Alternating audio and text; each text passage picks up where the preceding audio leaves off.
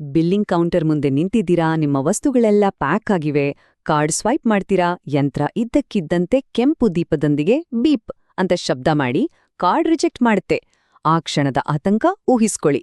ಇದು ಯಾರಿಗಾದ್ರೂ ಸ್ವಲ್ಪ ಭಯ ಹುಟ್ಟಿಸುತ್ತೆ ಅಲ್ವಾ? ಆದರೆ ಟೆನ್ಷನ್ ಬೇಡ. ಇಂದಿನ ಡಿಜಿಟಲ್ ಯುಗದಲ್ಲಿ ಎಟಿಎಂ ಕಾರ್ಡ್ ಬ್ಲಾಕ್ ಆಗೋದು ತುಂಬಾನೇ ಸಾಮಾನ್ಯ ವಿಷಯ. ಸರಿಯಾದ ಮಾಹಿತಿ ಇದ್ರೆ ಕೇವಲ ಕೆಲವೇ ನಿಮಿಷಗಳಲ್ಲಿ ಇದನ್ನ ಸರಿಪಡಿಸಬಹುದು.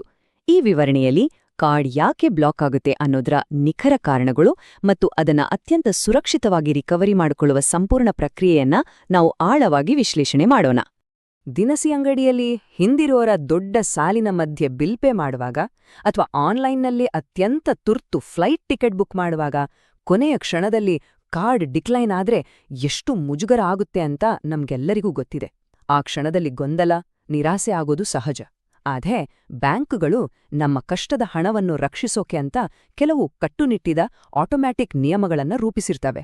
ಈ ನಿಯಮಗಳೇ ಕೆಲವೊಮ್ಮೆ ಯಾವುದೇ ಮುನ್ಸೂಚನೆ ಇಲ್ಲದೆ ನಮ್ಮ ಕಾರ್ಡ್ ಬ್ಲಾಕ್ ಆಗೋಕೆ ಕಾರಣ ಆಗ್ತವೆ. ಮೇಲ್ನೋಟಕ್ಕೆ ಇದೊಂದು ದೊಡ್ಡ ಸಮಸ್ಯೆ ಥರ ಕಂಡ್ರೂ ವಾಸ್ತವದಲ್ಲಿ ಇದು ನಮ್ಮ ಹಣವನ್ನ ರಕ್ಷಿಸುವ ಭದ್ರತಾ ಕವಚವಿದ್ದಂತೆ. ಓಕೆ, ಬನ್ನಿ ನೇರವಾಗಿ ವಿಷಯಕ್ಕೆ ಹೋಗೋಣ.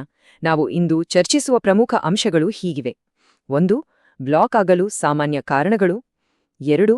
ತಕ್ಷಣದ ಡಿಜಿಟಲ್ ರಿಕವರಿ ಹಂತಗಳು. 3. ಬ್ರಾಂಚ್ ಭೇಟಿ ಮತ್ತು ಹೊಸ ಕಾರ್ಡ್ ಪಡೆಯುವಿಕೆ. ಹಾಗೂ 4. ಬ್ಲಾಕ್ ನಂತರದ ಭದ್ರತಾ ಕ್ರಮಗಳು. ವಿಭಾಗ 1. ಬ್ಲಾಕ್ ಆಗಲು ಸಾಮಾನ್ಯ ಕಾರಣಗಳು. ನೆನ್ಪಿಟ್ಕೊಳ್ಳಿ, 3 ತಪ್ಪುಗಳು ಅಂದ್ರೆ ತಾತ್ಕಾಲಿಕ ಬ್ಲಾಕ್ ಖಚಿತ. ಎಟಿಎಂ ಯಂತ್ರದ ಮುಂದೆ ನಿಂತು ಪಿನ್ ಮರ್ತೋದಾಗ ಬಹುಶಃ ಇದೇ ಇರ್ಬೋದು ಅಂತ ಊಹಿಸಿ ಪದೇ ಪದೇ ಎಂಟರ್ ಮಾಡೋದು ನಾವು ಮಾಡುವ ಅತ್ಯಂತ ಸಾಮಾನ್ಯ ತಪ್ಪು. ಭದ್ರತಾ ದೃಷ್ಟಿಯಿಂದ ಬ್ಯಾಂಕಿಂಗ್ ಸಿಸ್ಟಮ್ ಇದನ್ನ ಹ್ಯಾಕರ್ಗಳ ದಾಳಿ ಅಥವಾ ಬ್ರೂಟ್ ಫೋರ್ಸ್ ಅಟ್ಯಾಕ್ ಅಂತ ಪರಿಗಣಿಸುತ್ತೆ.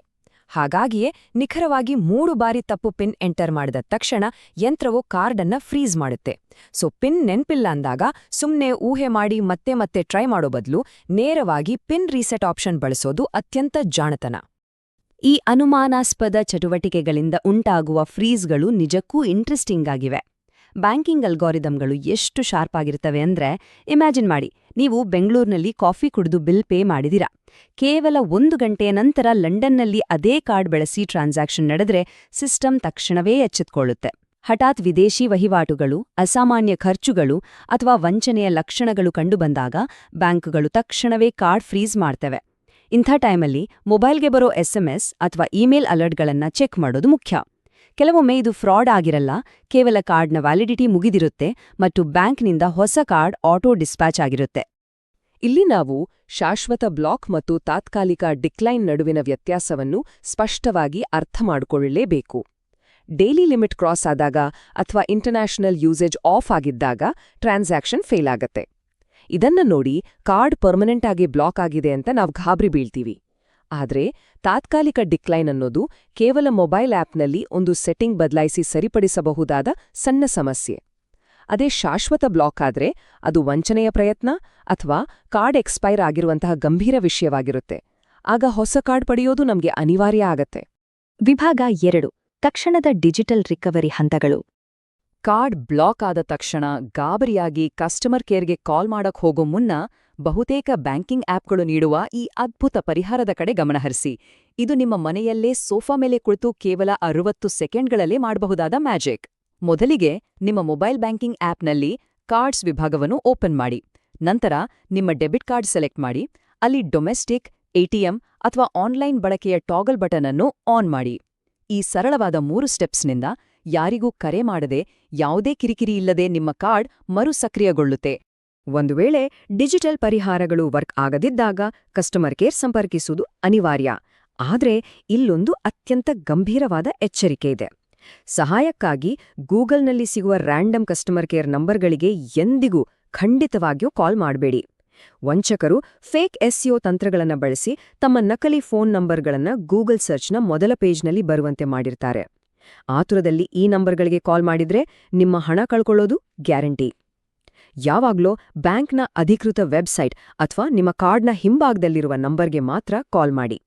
ಕಾಲ್ ಮಾಡಿದಾಗ ಕೊನೆಯ ಟ್ರಾನ್ಸಾಕ್ಷನ್ ಪರಿಶೀಲಿಸಿ ಬ್ಲಾಕ್ ಆಗಲು ನಿಖರವಾದ ಕಾರಣವನ್ನ ಕೇಳಿ ತಿಳಿದುಕೊಳ್ಳಿ. ವಿಭಾಗ 3. ಬ್ರಾಂಚ್ ಭೇಟಿ ಮತ್ತು ಹೊಸ ಕಾರ್ಡ್. ಆನ್ಲೈನ್ ಪ್ರಪಂಚದಿಂದ ಹೊರಬಂದು ಭೌತಿಕವಾಗಿ ನೀವು ಬ್ಯಾಂಕ್ ಬ್ರಾಂಚ್ಗೆ ವಿಸಿಟ್ ಮಾಡಲೇಬೇಕಾದ ಪರಿಸ್ಥಿತಿ ಬಂದಾಗ ಈ ಚೆಕ್ ಲಿಸ್ಟ್ ನಿಮ್ಗೆ ತುಂಬಾನೇ ಹೆಲ್ಪ್ ಆಗುತ್ತೆ. ಬ್ಯಾಂಕಿಗೆ ಹೋಗುವಾಗ ಪಾಸ್ಬುಕ್ ಅಥವಾ ಅಕೌಂಟ್ ನಂಬರ್, ಆಧಾರ್ ಅಥವಾ ಪ್ಯಾನ್ನಂತಹ ಐಡಿ ಪ್ರೂಫ್ ಮತ್ತು ಮುಖ್ಯವಾಗಿ ಬ್ಯಾಂಕಿಗೆ ರಿಜಿಸ್ಟರ್ ಆಗಿರುವ ನಿಮ್ಮ ಮೊಬೈಲ್ ಫೋನ್ ತೆಗೆದುಕೊಂಡು ಹೋಗೋದನ್ನ ಮರಿಬೇಡಿ. ಯಾಕಂದ್ರೆ ಬ್ರಾಂಚ್ನಲ್ಲಿ OTP ವೆರಿಫಿಕೇಷನ್ಗೆ ಮೊಬೈಲ್ ಬೇಕೇ ಬೇಕು. ಜೊತೆಗೆ ಹಳೆಯ ATM ಕಾರ್ಡ್ ನಿಮ್ಮ ಬಳಿಯಿದ್ರೆ ಅದನ್ನೂ ಒಯ್ಯಿರಿ. ಹೊಸ ಕಾರ್ಡ್ಗೆ ಅಪ್ಲೈ ಮಾಡಿದ್ಮೇಲೆ ಸಾಮಾನ್ಯವಾಗಿ 5ರಿಂದ 10 ವರ್ಕಿಂಗ್ ಡೇಸ್ನಲ್ಲಿ ಅದು ನಿಮ್ಮ ಮನೆಗೆ ಡೆಲಿವರಿ ಆಗುತ್ತೆ.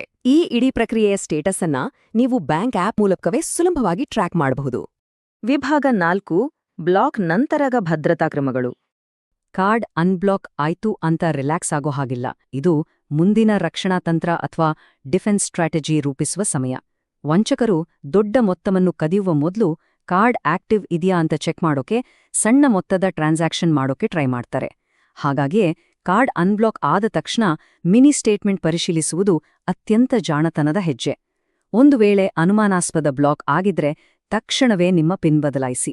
ಇದರ ಜೊತೆಗೆ ನಿಮ್ಮ ಮೊಬೈಲ್ SMS ಅಲರ್ಟ್ಗಳನ್ನು ಯಾವಾಗ್ಲೂ ಆನ್ ಇಡುವುದು ಮತ್ತು ಕಾರ್ಡ್ ಕಂಟ್ರೋಲ್ಸ್ಗಳು ಅಂದರೆ ಆನ್ ಮತ್ತು ಆಫ್ ಮಾಡೋದನ್ನ ಸಕ್ರಿಯವಾಗಿ ಬಳಸುವುದರಿಂದ ನಿಮ್ಮ ಆರ್ಥಿಕ ಭದ್ರತೆ ಮತ್ತಷ್ಟು ಸ್ಟ್ರಾಂಗ್ ಆಗುತ್ತೆ.